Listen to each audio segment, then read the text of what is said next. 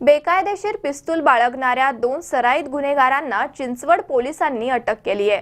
या आरोपींवर खुनाचा प्रयत्न या प्रकारचे गुन्हे दाखल असून खुनाच्या गुन्ह्यात ते आरोपी फरार होते। बेकायदेशीर पिस्तूल बाळगणाऱ्या 2 सराईत गुन्हेगारांना चिंचवड पोलिसांनी अटक केली आहे। त्यांच्याकडून 1 लाख रुपयांची 2 पिस्तुलं आणि 3 जिवंत काडतुसे जप्त करण्यात आली आहेत। ही कारवाई रात्री 9:30च्या सुमारास प्रेमलोक पार्क येथे करण्यात आली। अटक करण्यात आलेले आरोपी हे सराईत गुन्हेगार आहेत। त्यांच्यावर खुनाचा प्रयत्न या प्रकारचे गुन्हे असून खुनाच्या गुन्ह्यात ते फरार होते।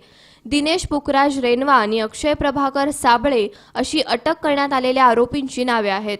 पोलिसांनी दिलेल्या माहितीनुसार रात्री गस्त सुरू असताना तपास पथकातील पोलीस नाईक जयवंत राऊत यांना 2 जण प्रेमलोक पार्क येथे उभे असल्याची माहिती मिळाली। हे दोघे जण काहीतरी विक्री करण्यासाठी आले असल्याचे समजले।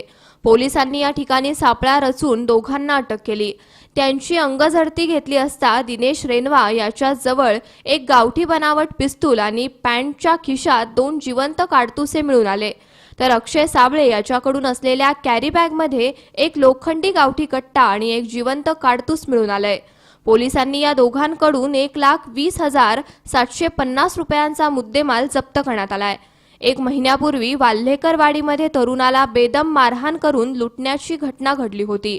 तर अशाच प्रकारची आणखी एक घटना वाल्हेकरवाडी येथे घडली होती। चौकशी दरम्यान हे दोन्ही गुन्हे अटक करण्यात आलेल्या आरोपींनी केल्याचे तपासात निष्पन्न झालंय। अक्षय साबळे हा सराईत गुन्हेगार असून त्याच्यावर पिंपरी पोलीस ठाण्यात खुनाचा गुन्हा आहे, तर निगडी पोलीस ठाण्यात गंभीर दुखापतीचा गुन्हा दाखल करण्यात आलाय। या गुन्ह्यांमध्ये तो फरार होता।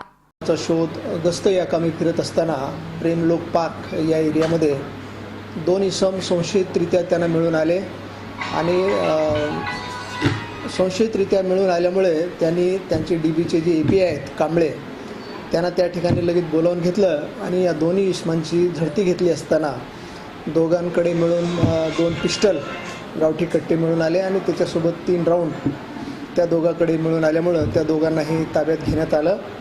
आणि त्यानंतर असं निष्पन्न झालं की हे जे 2 आरोपी आहेत हे चिंचवडला यापूर्वी 307चा गुन्हा दाखल आहे, 2 गुन्हे, त्यामध्ये हे दोन्ही आरोपी त्या दोन्ही गुन्ह्यामध्ये फरारी आहेत। ते फरारी आरोपी पण पकडण्यात आलेले आहेत।